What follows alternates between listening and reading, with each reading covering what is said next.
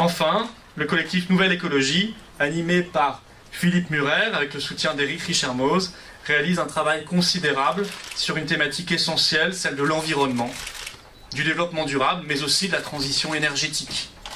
Ces questions touchent tout à la fois à notre qualité de vie, à l'alimentation, à la santé publique, à notre indépendance énergétique, à la sûreté et évidemment aux sources considérables d'emplois que représente l'innovation écologique et l'innovation énergétique.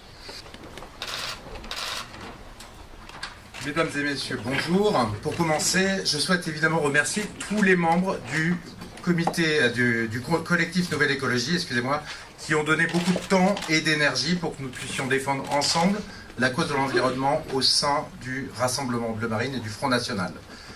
Le collectif Nouvelle Écologie a été créé il y a à peu près 15 mois, en décembre 2014, pour apporter des idées qui soient en dehors de l'écologie punitive, pour en finir avec les réponses simplistes et toutes faites, consistant à interdire sans réfléchir. Notre rôle est de proposer des solutions pragmatiques et constructives face aux problématiques de l'écologie, de marier la défense de l'environnement avec les autres facettes de notre vie en société et non de les opposer. Cette mission demande évidemment plus d'imagination que de simplement interdire. Elle requiert la capacité d'harmoniser les demandes de protection de l'environnement de la société française avec les aspects économiques, de trouver des manières d'aller plus vite tout en étant plus juste.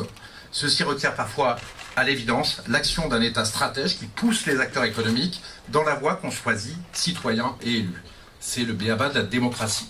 D'un autre côté, il est beaucoup plus simple pour nous de proposer des solutions, car nous cherchons des solutions dans le cadre national, donc dans un cadre politique cohérent, alors que les Verts et le PS cherchent le Graal des solutions taille unique destinées au monde entier. Ces solutions qui sont souvent inaccessibles, car il est incohérent de chercher à appliquer la même solution supranationale à la diversité des nations. Le collectif a rencontré un très joli succès avec plusieurs centaines d'adhérents dans toute la France, car le thème de l'écologie est important pour les Français. Nous avons ainsi pu monter 12 antennes locales, dont le rôle est par définition de travailler sur les problématiques locales. Donc ça a pu être l'aéroport de Notre-Dame-des-Landes, avec l'antenne de Loire-Atlantique, qui est présidée par Gauthier Boucher, ou le problème des boues rouges de l'usine de Gardanne, avec l'antenne locale des Bouches-du-Rhône. Alors, nous avons aussi établi des réunions programmatiques nationales qui ont lieu tous les 2 mois, avec une vingtaine de personnes du collectif qui travaillent sur les questions d'envergure nationale. Chacun des membres présente un sujet précis de façon scientifique et complète. Cela permet de partager, de faire monter le niveau de connaissance de chacun des membres du Conseil, de prendre les décisions sur les sujets importants. Les sujets traités par nos membres ont été, pour vous donner un peu une idée de notre travail, l'agriculture de conservation, l'agriculture bio, l'élevage, les nitrates, les pesticides, les OGM, l'eau, la COP21, la transition énergétique sous toutes ses formes avec rénovation des bâtiments, parcs nucléaires, méthanisation, solaire, éolien, hydrogène, la transition énergétique allemande pour voir ce qu'ont fait les Allemands sur le sujet, le ferroutage, Siemens et Notre-Dame-des-Landes. Le collectif a aussi réalisé 2 actions d'envergure nationale, une contre le traité transatlantique et une autre contre l'aéroport de Notre-Dame-des-Landes. Les actions qui dénonçant le très funeste traité transatlantique ont été réalisées au printemps dernier avec une conférence de Marine Le Pen et du collectif à Paris en présence de 60 journalistes et devant le Parlement de Strasbourg avec une 50aine de militants de la région et surtout de nombreux députés européens frontistes qui sont venus soutenir notre manifestation. L'action contre l'aéroport de Notre-Dame-des-Landes, par exemple, a été précédée de plusieurs analyses de fond du sujet. Les conclusions étant que cet aéroport va détruire des kilomètres carrés de bocage et donc un riche environnement, sera inutile puisque l'aéroport actuel peut accueillir sans problème 4 fois plus de passagers sans même une piste supplémentaire comme le fait l'aéroport de Genève, par exemple. Il est coûteux aussi puisque l'État mettra 3,5 milliards sur la table avec les collectivités locales. Économiquement scandaleux puisque c'est Vinci qui tirera les marrons du feu avec un investissement limité à 500 millions sur les 4 milliards du projet. Enfin, pour finir, le collectif a travaillé pour proposer des mesures à la direction de campagne chargée des élections régionales. C'est le rôle de tous les collectifs.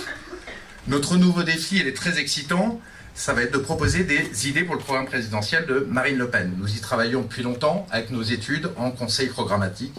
Cela va nous amener à proposer des solutions à la direction du Front National sur les questions très importantes de l'évolution de l'agriculture, des pesticides, de la transition énergétique, des moteurs du futur, électriques ou à hydrogène, et de la pollution de l'air. Je vous remercie.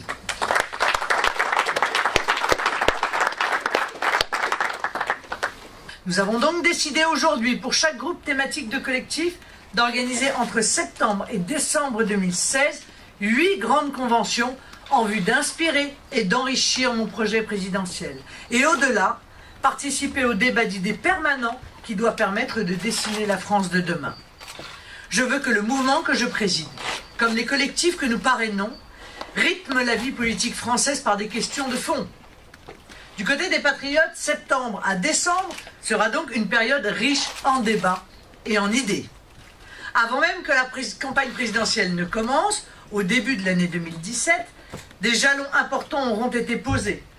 Des idées novatrices irrigueront le débat public dans notre pays et serviront de fondation solide pour la campagne présidentielle. C'est par le fond, à l'exemple du travail de nos collectifs, que nous redonnerons ces lettres de noblesse à l'engagement politique et que nous redonnerons le goût aux Français de s'intéresser à la politique.